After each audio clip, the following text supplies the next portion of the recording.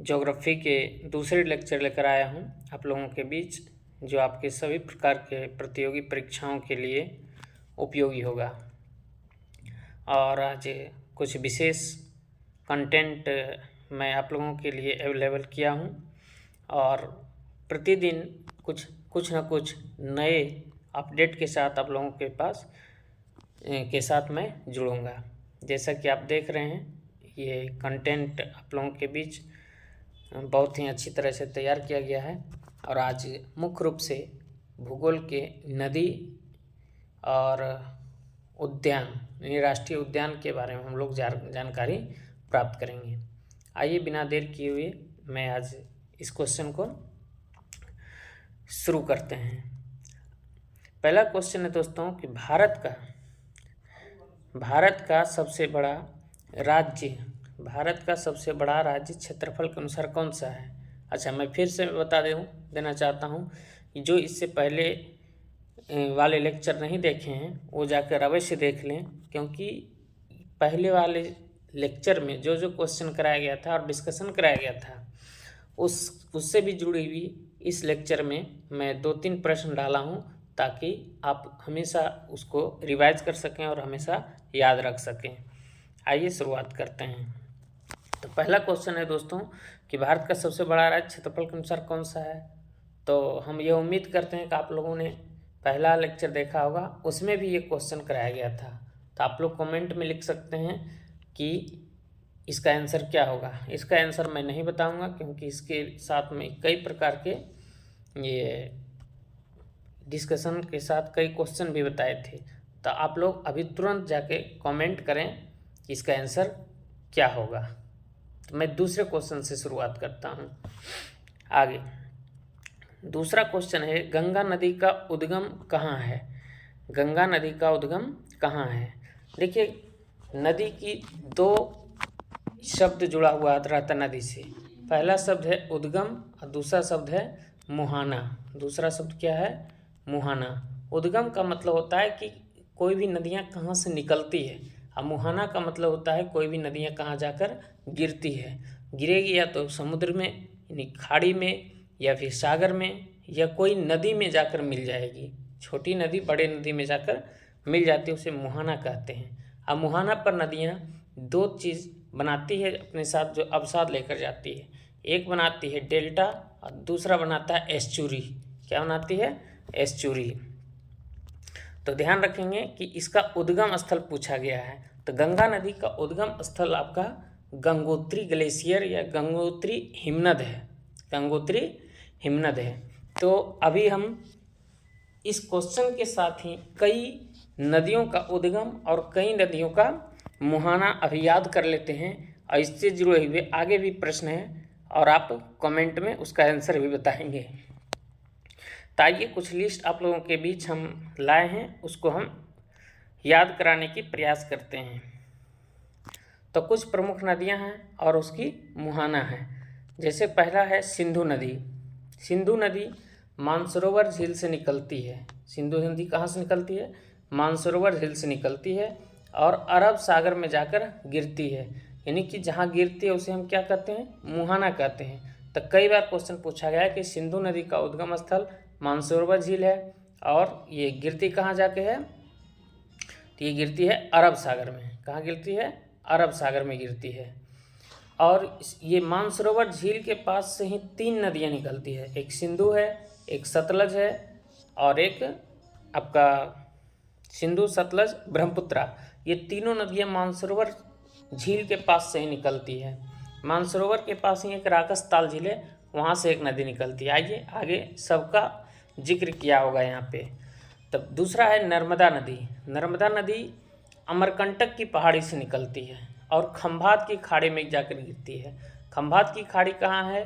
तो खंभात की खाड़ी अरब सागर का एक पार्ट है। ये दक्षिण भारत है, यहाँ पर गुजरात है, गुजरात के नीचे यहाँ पर खंभात की खाड़ी है। ये अरब सागर का ही एक पार्ट है, खंभात की खाड़ी। तो कहीं पर आपको ये भी ऑप्शन रहेगा कि नर्मदा नदी कहाँ गिरती है, तो आपका कभी को ऑप्शन आ जाएगा अरब सागर, ये भी सही हो जाएगी, क्योंकि ये जो खंभात की खाड़ी है किसका भाग है? ये जो खंभात की खाड़ी है अरब सागर का ही पार्ट है। दूसरा क्वेश्चन है दोस्तों, दूसरा नदी है ताप्ती नदी। ये मुल्ताई मध्य प्रदेश से निकलती मुल्ताई पहाड़ी है जो खंभात की खाड़ी में गिरती है। ये दोनों नदियों से एक और क्वेश्चन बनता है कि कौन सी नदियाँ पूर्व से पश्चिम की ओर प्रवाहित होती है। अधिकांश नदियाँ ये पश्चिम से पूर्व की ओर प्रवाहित होकर बंगाल की खाड़ी में अपनी मुहाना बनाती है और बंगाल की खाड़ी में गिरती है। लेकिन ये दो नदियाँ हैं नर्मदा और ताप्ती। कौन कौन सी नदी? नर्मदा और ताप्ती नदी। ये नर्मदा और ताप्ती मुख्य रूप से क्वेश्चन पूछता है कि किस दिशा में बहती है, तो ये पूर्व से पश्चिम की ओर बहती है और ये दोनों नदियाँ खंभात की खाड़ी में गिरती है। और ये दोनों नदियाँ एस्चुरी बनाती है, डेल्टा नहीं बनाती है। ये दोनों नदियाँ क्या बनाती है? एस्चुरी बनाती है, डेल्टा नहीं बनाती है, याद रखेंगे। अगला देखते हैं। यमुना नदी गंगा नदी का एक सहायक नदी है जो यमुनोत्री ग्लेशियर से निकलती है और गंगा नदी में जाकर मिल जाती है। आगे है रामगंगा नदी, ये नैनीताल के निकट ये है, गंगा नदी में जाके मिल जाती है। गंडक नदी नेपाल से निकलती है और गंगा नदी में जाके मिल जाती है। ये सब गंगा नदी की सहायक नदी है। कोसी, जिसे बिहार का शोक नदी भी कहा जाता है, ये सप्तकोसी नेपाल से निकलती है और गंगा नदी में जाकर मिलती है। सोन नर्मदा, ये दोनों, और एक और आएगा महानदी, ये दोनों अमरकंटक से ही निकलती है। सोन नदी अमरकंटक की पहाड़ी से निकलती है और ये बिहार में जाके ये गंगा नदी से मिल जाती है। यानी तो मुहाना क्या हो जाएगा? सोन का मुहाना गंगा नदी। ब्रह्मपुत्र नदी आपको बताए थे कि सिंधु, ब्रह्मपुत्रा और एक सतलज, ये तीनों का एक ही जगह से निकलती है, मानसरोवर झील, और ये गिरती है बंगाल की खाड़ी में, जबकि सिंधु नदी गिर रही थी अरब सागर में। महानदी जो कि सिहवा से निकलती है, सिहवा एक पहाड़ी है मध्य प्रदेश में, ये बंगाल की खाड़ी में जाके गिर जाती है। अधिकांश नदियाँ देखेंगे आप तो ये अधिकांश नदियाँ किधर जाएगी? तो ये पूर्व से पश्चिम की ओर गिर जाती है। किधर गिरती है? पूर्व से पश्चिम की ओर जाती है। लेकिन कुछ नदियाँ ही हैं जो पश्चिम से पूर्व की ओर प्रवाहित होती है। आगे अगला देखेंगे गोदावरी नदी ये नासिक के पास से निकलती है, त्र्यंबक नामक पहाड़ी से। कहाँ से निकलती है?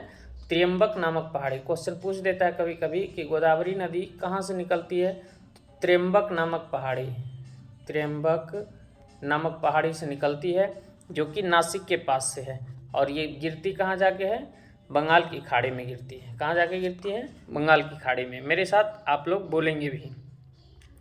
कावेरी नदी केरकारा ब्रह्मगिरी पहाड़ी से निकलती है और बंगाल की खाड़ी में जाके गिरती है।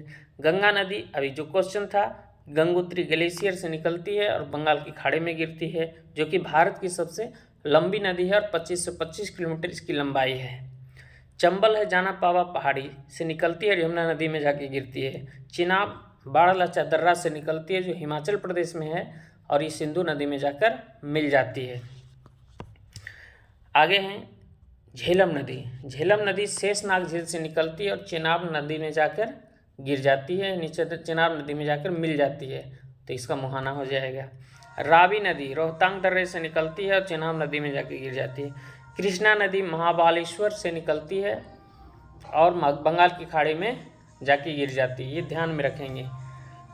आगे लूनी नदी नागा पहाड़ी अरावली से निकलती है, अरावली पर्वत श्रेणी से, जो राजस्थान में पड़ता है, और ये कच्छ के रण में जाकर विलुप्त हो जाती है।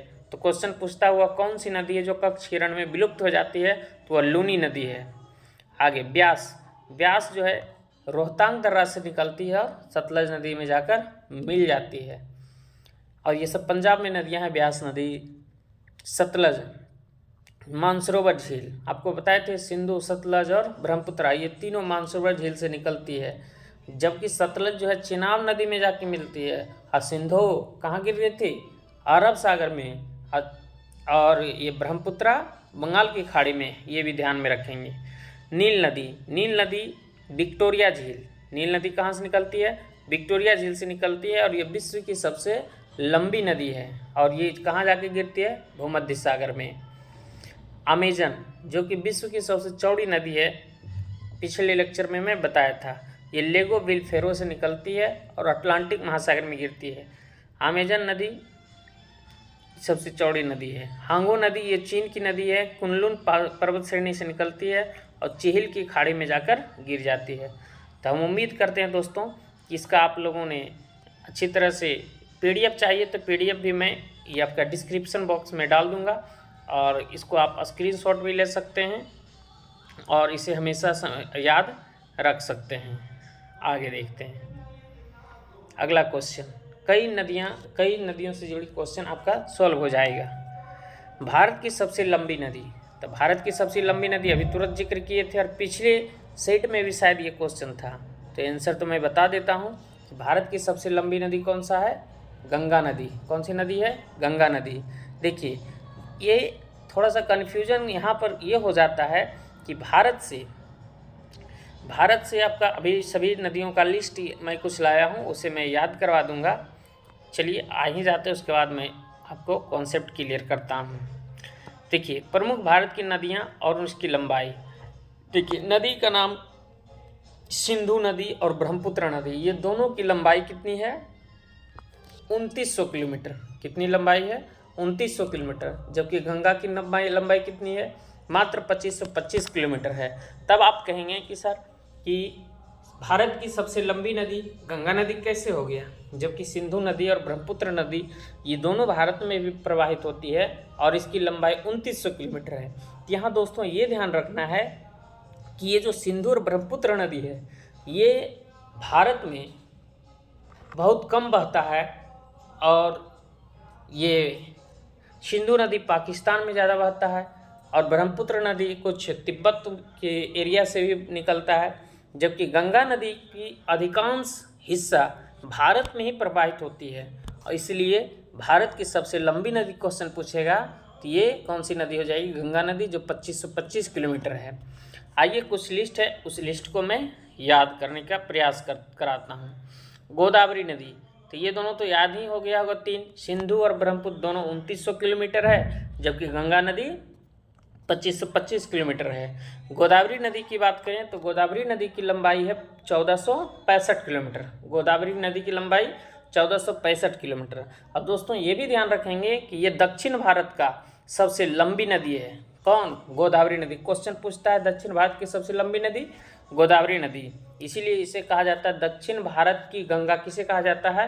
गोदावरी। लेकिन क्वेश्चन पूछेगा दक्षिण की गंगा किसे कहा जाता है, तब आंसर मारेंगे आप कावेरी। पिछले सेट में मैं क्लियर किया था। कृष्णा नदी की लंबाई 1400 किलोमीटर है। कृष्णा नदी की लंबाई 1400 किलोमीटर है और ये कहाँ से निकलती है बताइए तो कमेंट में। मैं पिछले दूसरे क्वेश्चन में मैं बताया था कृष्णा नदी ये महाबलेश्वर नदी से निकलती है, महाबलेश्वर पर्वत श्रेणी से। आगे यमुना नदी। यमुना नदी की लंबाई है 1376 किलोमीटर। आगे है नर्मदा नदी। नर्मदा नदी की लंबाई 1312 किलोमीटर है। नर्मदा की लंबाई 1312। घाघरा नदी 1080 किलोमीटर है। सतलज नदी 1450 किलोमीटर है। चंबल नदी 1024 किलोमीटर। महानदी 900 किलोमीटर है। आगे कावेरी नदी 805 किलोमीटर। सोन नदी 784 किलोमीटर और कोसी 729 किलोमीटर। ये लंबाई भी आप ध्यान में रखेंगे, सबका लंबाई नहीं ध्यान में रखना है, ज़्यादातर 2, 4, 5 का ध्यान में रखना, जैसे सिंधु, ब्रह्मपुत्र, गंगा, गोदावरी, ये 3 का तो प्रमुख रूप से याद रखना है। बाकी आप याद रख सकते हैं तो कोसी का, नर्मदा का, यमुना का, ये बहुत हो गया। जो बिहार से संबंधित हैं वो कोसी का ध्यान रख सकते हैं 729 किलोमीटर। आइए अगला क्वेश्चन देखते हैं। अगला है थार मरुस्थल किस राज्य में स्थित है?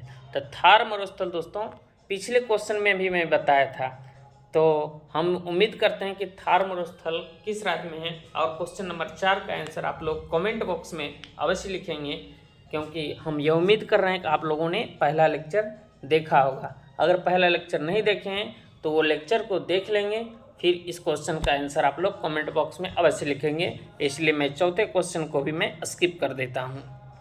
आगे कावेरी नदी। कावेरी नदी का उद्गम किस राज्य से है? तो कावेरी नदी का उद्गम आपका कर्नाटक से है। कहाँ से है? कर्नाटक से है, ध्यान रखें, कर्नाटक, C नंबर हो जाएगा। आगे भारत का सबसे ऊंचा पर्वत शिखर कौन सा है? तो भारत का सबसे ऊंचा पर्वत शिखर पिछले लेक्चर में भी मैंने बताया था। चलिए आज मैं आंसर इसका बता देता हूँ, एवरेस्ट। लेकिन इसकी लंबाई कितनी है, इसकी लंबाई आप लोग कमेंट बॉक्स में अवश्य लिखेंगे। आप जो कमेंट करते हैं तो हमें यह लगता है कि आप लोगों को ये सीरीज पसंद आता है, इसलिए मैं लगातार अलग अलग सब्जेक्ट का मैं इसी क्वेश्चन के माध्यम से आप लोगों के बीच लाने का प्रयास करते रहेंगे। और आप लोग लाइक, शेयर एवं कमेंट भी करते रहें। आप पढ़ रहे हैं और आप अपने दोस्तों को भी शेयर करें ताकि वो भी जानकारी प्राप्त कर सकें। आगे, भारत का सबसे बड़ा डेल्टा कौन सा है? तो भारत का सबसे बड़ा डेल्टा गंगा ब्रह्मपुत्र का डेल्टा है। किसका कौन सा डेल्टा है? गंगा ब्रह्मपुत्र का डेल्टा है। और ये बहुत फर्टाइल एरिया है। ये कैसी एरिया है? बहुत ही उपजाऊ एरिया है। कैसा एरिया है ये बहुत ही उपजाऊ। गंगा ब्रह्मपुत्र डेल्टा। आपको बताए थे कि डेल्टा क्या होती है। डेल्टा का आकार सामान्यतः त्रिभुजाकार हो जाता है। कैसा होता है? त्रिभुजाकार। आपको बताए थे कि कोई भी नदियाँ जब प्रवाहित होती है तो नदियाँ प्रवाहित होने के बाद दो चीज़ों का निर्माण करती है। नदियाँ प्रवाहित होने के बाद कितनी चीज़ों का निर्माण करती है? अंतिम में दो चीज़ों के। जब नदियाँ चलती है तो अपने साथ कई प्रकार की कूड़ा करकट, कचरा, है ना, पेड़ पौधे की पत्तियाँ, मिट्टी, ये सब लाती है। जब ये लाती है जवानी, यानी शुरुआती दौर में एकदम जवान रहता है नदी, और जवानी में उफान मारते हुए एकदम सारे करकट को ले जाती है और अंत में ये वृद्धावस्था में आ जाता है, यानी कि इनके पास एनर्जी बहुत कम हो जाती है और अंततः सारे जो इधर से गाद आया था सारे कचरे को एक जगह इकट्ठा कर देता है। इस इकट्ठे एरिया को ही क्या कहते हैं? और ये त्रिभुजाकार बन जाता है, जिसे हम लोग क्या कहते हैं दोस्तों? डेल्टा कहते हैं। क्या कहते हैं? डेल्टा कहते हैं। लेकिन ये मैदानी एरिया से जब बहेगी तभी ये डेल्टा का निर्माण कर पाता है। और जब पठारी एरिया से कोई नदी बह रही है, जैसे दो नदी का नाम बताए थे, नर्मदा और ताप्ती। नर्मदा और ताप्ती जो पूर्व से पश्चिम की ओर नदियाँ बहती है, ये पठारी एरिया से बहती है। और पठारी एरिया में किसी प्रकार का गाद या मिट्टियाँ उतना नहीं काट पाता है और यहाँ वहाँ उतना मिट्टियाँ नहीं होती है, जिसके कारण यहाँ पर किसी प्रकार की अवसाद जमा नहीं होता है और इस कारण से यह डेल्टा नहीं बनाती है। ये एस्चुरी का निर्माण करता है। किसका निर्माण करता है? एस्चुरी। तो ये ध्यान रखेंगे। आगे, नर्मदा नदी। नर्मदा नदी किस दिशा में बहती है? ना जाने कितनी बार आप लोगों के बीच चर्चा किए हैं कि नर्मदा और ताप्ती ऐसी नदियां हैं जो भारत के पूर्व से पश्चिम की ओर बहने वाली नदियां हैं। पूर्व से पश्चिम की ओर बहने वाली नदियां हैं और ये भ्रंश घाटी में बहती है। सतपुड़ा और विंध्याचल के बीच भ्रंश घाटी में ये बहने वाली नदियां हैं और इसकी मुहाना खंभात की खाड़ी है। इसकी मुहाना कहाँ है? खंभात की खाड़ी है। आगे, काजीरंगा राष्ट्रीय उद्यान कहाँ स्थित है? तो काजीरंगा राष्ट्रीय उद्यान, आइए आज मैं आप लोगों के बीच इसका आंसर बता के कुछ राष्ट्रीय उद्यान, जिस प्रकार आप लोगों के बीच मैंने नदियों के बारे में, उसकी लंबाई और उसकी उद्गम और उसकी मुहाना से जुड़े हुए आप लोगों के बीच फैक्ट बताया, समझाया, और आज राष्ट्रीय उद्यान को भी मैं निपटारा करूँगा। तो काजीरंगा राष्ट्रीय उद्यान कहाँ है दोस्तों? असम में है और ये एक सींग वाले गेंडे के लिए प्रसिद्ध है। किसके लिए प्रसिद्ध है? एक सींग वाले गेंडे के लिए प्रसिद्ध है। आइए कुछ हम लोग भारत के राष्ट्रीय उद्यान के बारे में हम लोग चर्चा करते हैं। देखिए, बहुत ही मेहनत के साथ आप लोगों के बीच इसको लाया हूँ ऐड करके। आइए ये मैप के माध्यम से आप लोगों को याद करवाने का मैं प्रयास करता हूँ। तो मैप में राज्य आपको कुछ पता ही होगा, अगर नहीं पता है तो यहाँ पर स्पष्ट रूप से रेड कलर से राज्य लिखा हुआ है और उसके नीचे में सभी ये अभयारण्य का नाम लिखा हुआ है। तो आइए हम लोग उत्तरी भारत से शुरुआत करते हैं दोस्तों। जम्मू कश्मीर की बात करें, कहाँ जो बात कर रहे हैं हम लोग? जम्मू कश्मीर। तो जम्मू कश्मीर में देखिए दोस्तों, जम्मू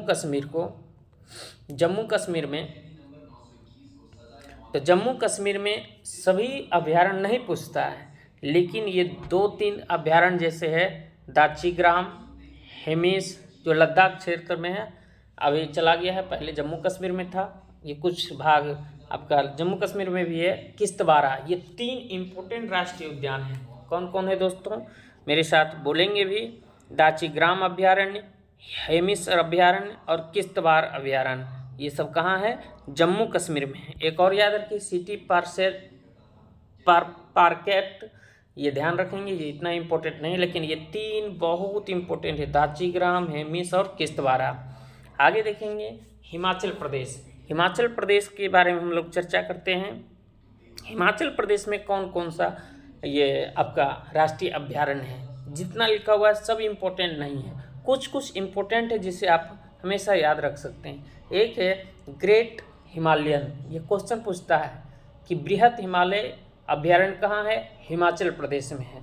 एक इम्पोर्टेंट है खीर गंगा पिन घाटी, ये 3 यहाँ भी इम्पोर्टेंट है। कौन कौन, बृहत हिमालय, खीर गंगा, पिन घाटी, ये 3 इम्पोर्टेंट है। इसके बाद याद रखेंगे सिम्बालबारा है और इंदर की किला है, ये भी ध्यान में रखेंगे। ये सब कहाँ है, हिमाचल प्रदेश में राष्ट्रीय उद्यान। आगे हम लोग देखें उत्तराखंड, किसको देख लें हम लोग, उत्तराखंड को देखें। तो उत्तराखंड को देखिए दोस्तों, उत्तराखंड से क्वेश्चन पूछता है कि सबसे पुराना अभ्यारण्य कौन सा है, तो जिम कॉर्बेट राष्ट्रीय उद्यान, यह अभ्यारण्य जो सबसे पुराना राष्ट्रीय उद्यान है जिम कॉर्बेट, जिसे रामगंगा अभ्यारण्य भी नाम चेंज करके किया गया है। गंगोत्री अभ्यारण्य बहुत इम्पोर्टेंट। फिर है नंदा देवी, राजा जी, फूलों की घाटी, यानी 3-5 राष्ट्रीय उद्यान उत्तराखंड के बहुत ज़्यादा इम्पोर्टेंट है। पहला है जिम कॉर्बेट राष्ट्रीय उद्यान, कहाँ है, तो उत्तराखंड में है, जो भारत का सबसे पहला राष्ट्रीय उद्यान है। जिम कॉर्बेट कहाँ है, उत्तराखंड। गंगोत्री कहाँ है, उत्तराखंड। नंदा देवी कहाँ है, उत्तराखंड। राजा जी कहाँ है, उत्तराखंड। फूलों की घाटी कहाँ है, उत्तराखंड। आप ऐसे भी याद रख सकते हैं कि नंदनी राजा जी को बोल रहा है उत्तराखंड में फूलों की घाटी घूमने जाएंगे, है ना, तब राजा जी जिम करने लगे। याद रखेंगे, इस तरह से भी आप याद रख सकते हैं कि नंदा देवी, राजा जी, फूलों की घाटी, गंगोत्री, जिम कॉर्बेट, गोविंद पशु विहार, ये सब कहाँ है, तो उत्तराखंड की ये राष्ट्रीय उद्यान है, जिसमें गोविंद पशु विहार उतना ज़्यादा इम्पोर्टेंट नहीं है, लेकिन जिम कॉर्बेट, नंदा देवी, राजा जी, फूलों की घाटी, गोविंद पशु विहार, ये उत्तराखंड में है, बहुत मोस्ट इम्पोर्टेंट हैं। आगे हरियाणा को देख लेते हैं। तो हरियाणा में एक बहुत इम्पोर्टेंट है सुल्तानपुर अभ्यारण्य। कौन सा, सुल्तानपुर अभ्यारण्य कहाँ है, ये हरियाणा में है। कालेश्वर हरियाणा में है, ध्यान रखेंगे। आगे है राजस्थान को हम लोग देख लेते हैं। किसको देखते हैं दोस्तों, राजस्थान को। किसको हम लोग देख लेते हैं, राजस्थान को। मैं दूसरा कलर का यूज़ कर लेता हूँ, मैं ये यूज़ करके देखता हूँ। देखिए राजस्थान में कौन कौन सा है, मुकुंदरा हिल्स मोस्ट इम्पोर्टेंट। मरुस्थल बात ऐसे भी पकड़ लेंगे कि भारत में एक ही जगह मरुस्थल है राजस्थान में। केवला देव अभ्यारण्य मोस्ट इम्पोर्टेंट, केवला देव, घाना, रणथंभौर, सरिस्का, ये 4-5 मोस्ट इम्पोर्टेंट। मुकुंदरा हिल्स कहाँ है, राजस्थान में। मुकुंदरा हिल्स कहाँ है, राजस्थान में है। मरुस्थलीय वाला राजस्थान, केवला देव, घाना, रणथंभौर और सरिस्का। रणथंभौर राजस्थान, ऐसे भी याद रखेगा, रणथंभौर राजस्थान है ना, रणथंभौर राजस्थान, केवला देव राजस्थान, घाना राजस्थान, सरिस्का राजस्थान और मुकुंदरा हिल्स भी राजस्थान। आगे तो इधर से कौन कौन हम लोगों ने देख लिया, राजस्थान, जम्मू कश्मीर, हिमाचल प्रदेश, हरियाणा, उत्तराखंड। आइए अब हम लोग थोड़ा ये उत्तर पूर्वी भारत में चलते हैं। तो अरुणाचल प्रदेश को देखें। किसको देखें हम लोग, अरुणाचल प्रदेश। अरुणाचल प्रदेश में एक मोस्ट इम्पोर्टेंट है, वो है नामदफा अभ्यारण्य। कौन सा है, नामदफा अभ्यारण्य। कौन सा अभ्यारण्य, नामदफा अभ्यारण्य। नामदफा अभ्यारण्य कहाँ है, तो अरुणाचल प्रदेश में। इसके अलावा माउलिंग भी याद रख लीजिएगा। आगे देखते हैं सिक्किम। सिक्किम का एक मोस्ट इम्पोर्टेंट कंचनजंगा, एक ही गो अभ्यारण्य ये है कंचनजंगा अभ्यारण्य, जो कि सिक्किम में है। और कंचनजंगा चोटी भी सिक्किम में है, जो भारत में स्थित सबसे ऊंची चोटी है, आपको पिछले लेक्चर में हमने बताया था। आगे चर्चा हम लोग करें अगर, तो ये है असम। कौन है? असम। तो असम की हम लोग चर्चा करें तो असम में भी मोस्ट इम्पोर्टेंट कौन है? अभी जो क्वेश्चन हम लोग देख रहे थे, काजीरंगा, डिब्रू, मानस, ओरांग, नामेरी, इसमें सब इम्पोर्टेंट है। पांचों का पांचों मोस्ट इम्पोर्टेंट है। कई बार कई प्रकार के एग्जामों में ये सब प्रश्न पूछे जाते हैं। तो काजीरंगा अभ्यारण्य एक सींग वाले गेंडे के लिए अभ्यारण्य है जो असम में स्थित है। मानस, काजीरंगा, मानस, ओरांग, नामेरी। काजीरंगा, मानस, ओरांग और नामेरी कहाँ है? असम में है। आगे नागालैंड में इंटांकी, ज़्यादा इम्पोर्टेंट नहीं है। मेघालय का एक इम्पोर्टेंट है, कौन है? नोक्रेक। नोक्रेक अभ्यारण्य मेघालय में है। नोक्रेक अभ्यारण्य कहाँ है? मेघालय में है। और दूसरा इम्पोर्टेंट नहीं है। अगला देखते हैं दोस्तों, त्रिपुरा। त्रिपुरा के ज़्यादा इम्पोर्टेंट नहीं है। क्लाउडेड लेपर्ड ध्यान रखेंगे। दूसरा जो है वो इम्पोर्टेंट नहीं है। मणिपुर का बहुत इम्पोर्टेंट है दोनों। काबुल लामजाओ अभ्यारण्य जो तैरता हुआ अभ्यारण्य है, और इसी में लोकटक झील है जो पूर्वोत्तर भारत की सबसे बड़े मीठे पानी की झील है। काबुल लामजाओ मणिपुर, और सिरोही अभ्यारण्य भी मणिपुर, ये भी मोस्ट इम्पोर्टेंट है, ध्यान रखेंगे। काबुल लामजाओ क्वेश्चन पूछता है, भारत का एकमात्र राष्ट्रीय अभ्यारण्य जो तैरता हुआ अभ्यारण्य है वो है काबुल लामजाओ अभ्यारण्य, और दूसरा है सिरोही अभ्यारण्य जो कहाँ है? मणिपुर में है। कहाँ है दोस्तों? मणिपुर। आगे मिजोरम। मिजोरम में एक इम्पोर्टेंट है मुरलेन। मिजोरम में मुरलेन। मिजोरम में कौन सा है? मुरलेन। आगे जो ये इम्पोर्टेंट नहीं है। आइए फिर से मैं इधर चलता हूँ। उत्तर प्रदेश। उत्तर प्रदेश का एक इम्पोर्टेंट दुधवा है। कौन है? दुधवा अभ्यारण्य कहाँ है? उत्तर प्रदेश में। बिहार का अपना है वाल्मीकि अभ्यारण्य जो टाइगर अभ्यारण्य है। क्वेश्चन पूछता है, वाल्मीकि अभ्यारण्य बिहार में है, बिहार के पश्चिम चंपारण जिला में स्थित है। वाल्मीकि अभ्यारण्य टाइगर रिजर्व के लिए प्रसिद्ध है, ये क्वेश्चन पूछता है। झारखंड में है बेतला। झारखंड में कहाँ है? बेतला अभ्यारण्य। आप बेतला अभ्यारण्य को इस तरह से भी याद रख सकते हैं कि हमारे बिहार में शराबबंदी है, और शराब पीने के लिए बोतल से बोतल लेकर आते हैं हम लोग। कहाँ से? झारखंड से लोगों लेकर आते हैं। तो बेतला अभ्यारण्य कहाँ है? झारखंड में है, जो कि हाथी के लिए प्रसिद्ध है। आगे देखेंगे मध्य प्रदेश। मध्य प्रदेश। मध्य प्रदेश में बहुत सारे अभ्यारण्य है, और इससे भी बहुत सारे क्वेश्चन बनते हैं। आगे देखेंगे बांधवगढ़ राष्ट्रीय उद्यान, फॉसिल, कान्हा, माधव, पेंच, पन्ना, सतपुड़ा, वन विहार। सर इम्पोर्टेंट कौन कौन है? आइए इम्पोर्टेंट चर्चा करते हैं हम लोग। बांधवगढ़, कान्हा, किसली, एक किसली भी है, कान्हा भी है, दोनों अभ्यारण्य कहाँ है? मध्य प्रदेश में। माधव, पेंच, आपका पन्ना, पन्ना का हीरा का खान भी है जो कहाँ है? मध्य प्रदेश में। सतपुड़ा, ये जो 6 अभ्यारण्य है, ये 6 अभ्यारण्य मध्य प्रदेश में है, और ये सब इम्पोर्टेंट है। आगे ओडिशा। ओडिशा का दोनों इम्पोर्टेंट, भीतरकनिका, सिमलीपाल। भीतरकनिका और सिमलीपाल। भीतरकनिका और सिमलीपाल, ये दोनों कहाँ है? भीतरकनिका और सिमलीपाल आपका ओडिशा राज्य में स्थित है। आगे देखेंगे हम लोग महाराष्ट्र को देखते हैं। महाराष्ट्र में कौन कौन है?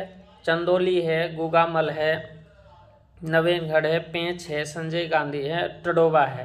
तो अब आप कहेंगे सर मध्य प्रदेश में भी पेंच और महाराष्ट्र में भी पेंच। जी हाँ, ये जो मध्य प्रदेश और महाराष्ट्र के एरिया में, मध्य प्रदेश और महाराष्ट्र एरिया में आप अगर देखें तो ये महाराष्ट्र के एरिया है, और ये मध्य प्रदेश, दोनों एरिया में पेंच पाया जाता है।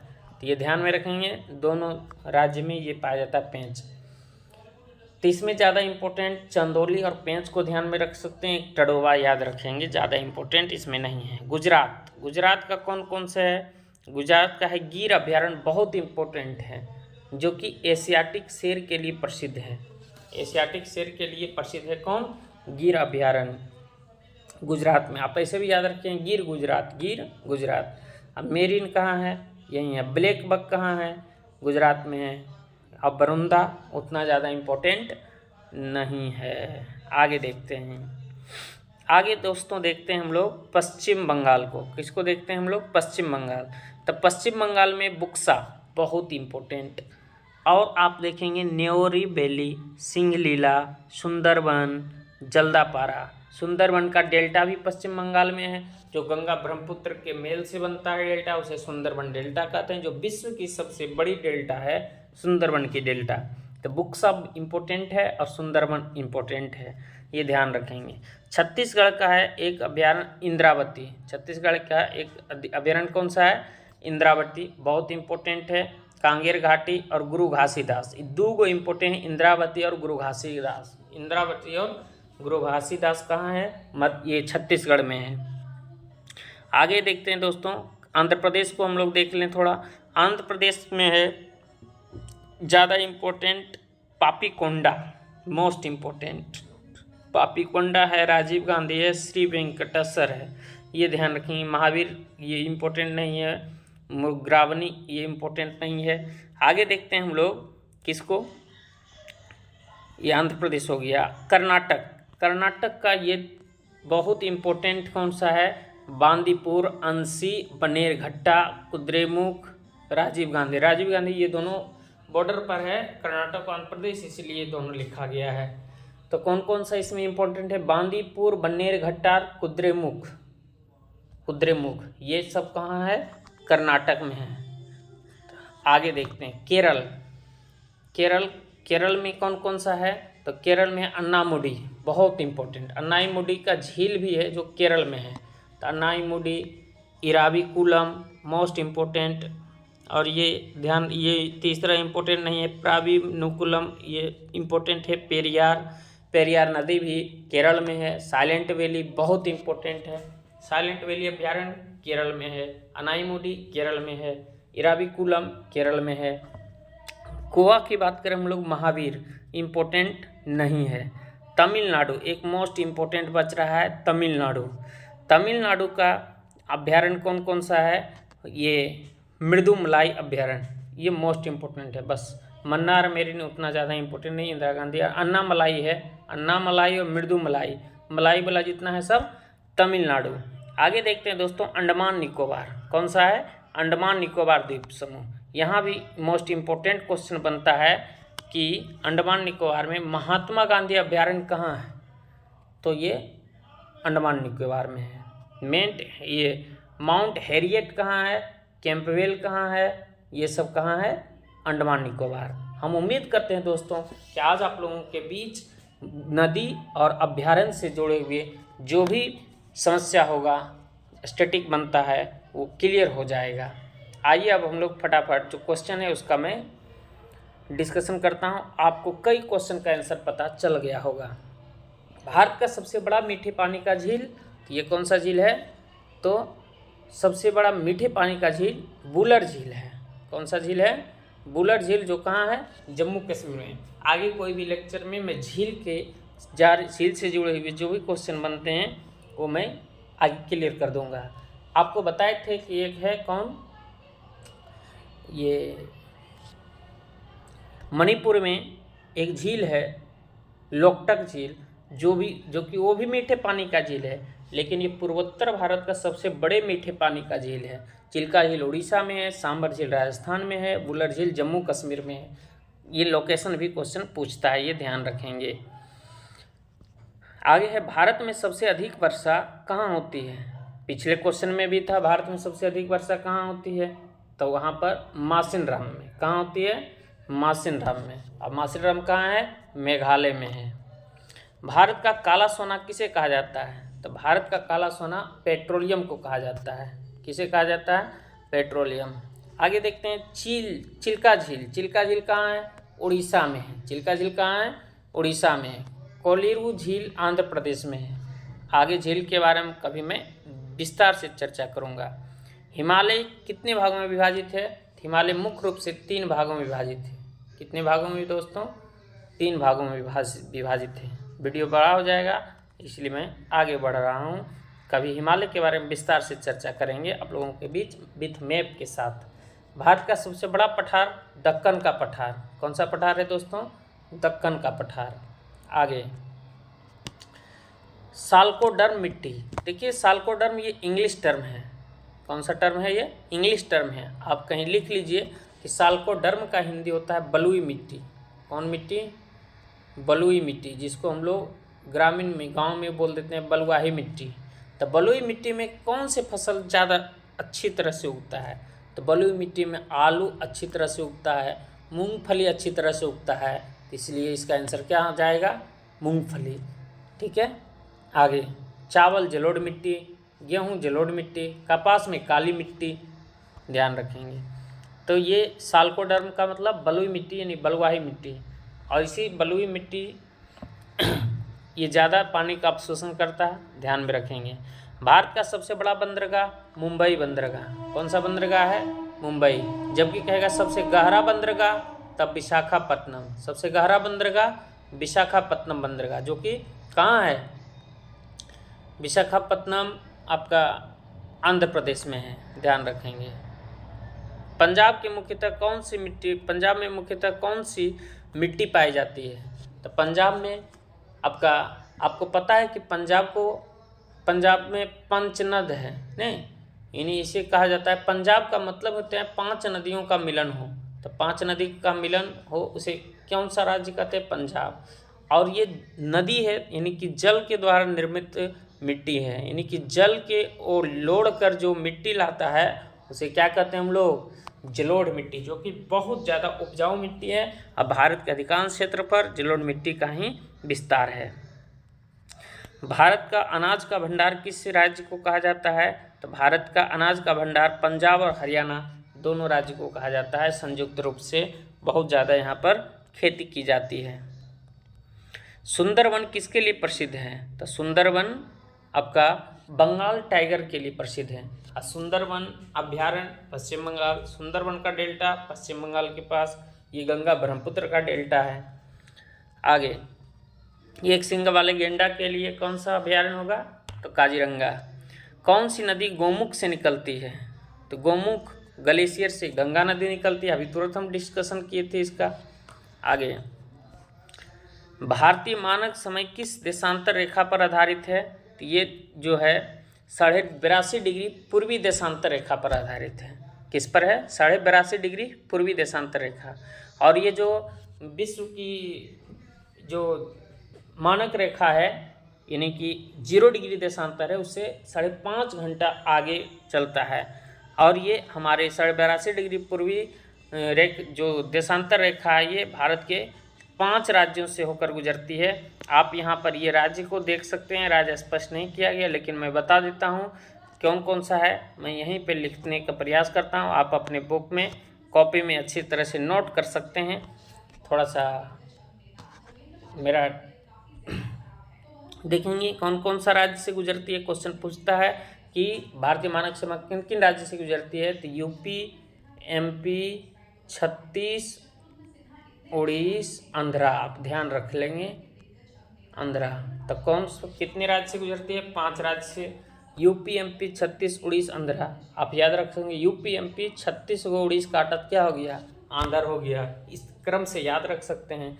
तो क्वेश्चन ये भी क्वेश्चन पूछता है कि भारतीय मानक समय रेखा कितने राज्य से गुजरती है? 5 राज्य से। कौन कौन? यूपी, MP, छत्तीस, उड़ीसा, आंध्रा, यानी कि उत्तर प्रदेश, मध्य प्रदेश, छत्तीसगढ़, उड़ीसा और आंध्र प्रदेश। कैसे याद रखेंगे सर? तो याद रखने का बहुत आसान तरीका, यूपी, MP, छत्तीस को उड़ीसा काटा तो क्या हो गया? आंध्र हो गया। याद रख सकते हैं आप। यहीं से हमारा समय का निर्धारण होता है। आगे है, कर्क रेखा भारत के कितने राज्य से गुजरती है? तो कर्क रेखा कितने राज्य से गुजरती है? 8 राज्य। कितने राज्य से गुजरती है? 8 राज्य से गुजरती है। अब आप कहेंगे सर कौन कौन सा राज्य है जो यहाँ से गुजरती है? तो आइए हम लोग मानचित्र में देखते हैं कौन कौन सा राज्य से गुजरता है। तो ये 8 राज्य से गुजरती है, जिसमें गुजरात है, मध्य प्रदेश है, गुजरात है, राजस्थान है, मध्य प्रदेश है ना, गुजरात, राजस्थान, मध्य प्रदेश, आपका छत्तीसगढ़ हो जाएगा, झारखंड हो जाएगा, पश्चिम बंगाल हो जाएगा, है ना। आगे देखेंगे तो त्रिपुरा हो जाएगा और फिर मिजोरम हो जाएगा। तो गिनिए तो 1 2 3 4 5 6 7 8 और 1 9। इसको एक ट्रिक के द्वारा भी लोग याद रखते हैं। आइए उस ट्रिक को मैं बता देता हूँ, शायद आप भी जानते होंगे। ट्रिक का नाम क्या कहता है? मित्र पर गमछा झार। मित्र पर गमछा झार, लेकिन ये क्रम से नहीं बताया गया है। आप याद रख सकते हैं क्या क्या हो जाएगा यहाँ पे? मिजोरम, त्रिपुरा, पश्चिम बंगाल, राजस्थान, गुजरात, मध्य प्रदेश, छत्तीसगढ़ और एक झारखंड। 3 3 6 1 7 और एक 8। लेकिन ये क्रम नहीं है। आप मैप को ध्यान में रखते हुए याद रखेंगे तो आपको याद रहेगा। आइए अगला देखते हैं। 24 नंबर का क्वेश्चन है दोस्तों, गोवा में कौन सी नदी बहती है? गोवा में 2 प्रमुख नदी है, एक है मांडवी, एक है जुआरी। तो एक नदी मांडवी प्रमुख नदी है, एक जुआरी नदी भी गोवा में बहती है। कौन सी नदी? जुआरी नदी भी गोवा में बहती है। भारत के किस राज्य में सबसे अधिक वन क्षेत्र है? तो ये मध्य प्रदेश है। कौन सा है? मध्य प्रदेश। भारत का दूध का कटोरा किसे कहा जाता है? तो भारत के दूध का कटोरा यूपी को कहा जाता है, उत्तर प्रदेश का, जो कि भारत के सबसे ज़्यादा दूध का उत्पादन उत्तर प्रदेश में किया जाता है। कावेरी नदी का गिरने का स्थान। अच्छा, कावेरी नदी से 2 क्वेश्चन आ गया है। कावेरी नदी पहले पूछा था किस राज्य से निकलती है? कर्नाटक से। जबकि यहाँ पर देखें कावेरी नदी कहाँ गिरती है? तो बंगाल की खाड़ी में गिरती है। आगे, हिमालय किस प्रकार का पर्वत है? हिमालय जो है आपका मोड़दार पर्वत है। कैसा पर्वत है? मोड़दार पर्वत है। मोड़दार नवीन पर्वत का उदाहरण है। कभी हम आगे पर्वत के प्रकार के बारे में हम लोग चर्चा करेंगे। भूजल स्तर किससे प्रभावित होता है? यानी कि भूमि का जल का स्तर प्रभावित किससे होगा? तापमान से। जल तापमान से क्या फर्क पड़ेगा? वर्षा से, हवा से कि वनस्पति से? बिल्कुल, इसका आंसर क्या हो जाएगा? वर्षा से। भारत का सबसे बड़ा राष्ट्रीय उद्यान कौन सा है? तो भारत का सबसे बड़ा राष्ट्रीय उद्यान आपका हेमिस राष्ट्रीय उद्यान है। कौन सा है? हेमिस राष्ट्रीय उद्यान, जो कहाँ है? लद्दाख में है। अभी हम लोग जम्मू कश्मीर के बीच देखे थे हेमिस राष्ट्रीय उद्यान। तो इसी के साथ ये सेशन आपका समाप्त होता है।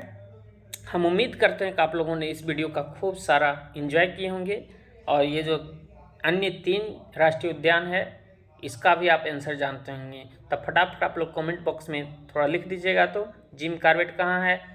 गिर राष्ट्रीय उद्यान कहाँ है? गिर गुजरात। और ये तो मैं भी बता दी। अच्छा ठीक है, आप लिख दीजिएगा काजीरंगा कहाँ है। Thanks for watching. बहुत बहुत धन्यवाद। जय हिंद, जय भारत।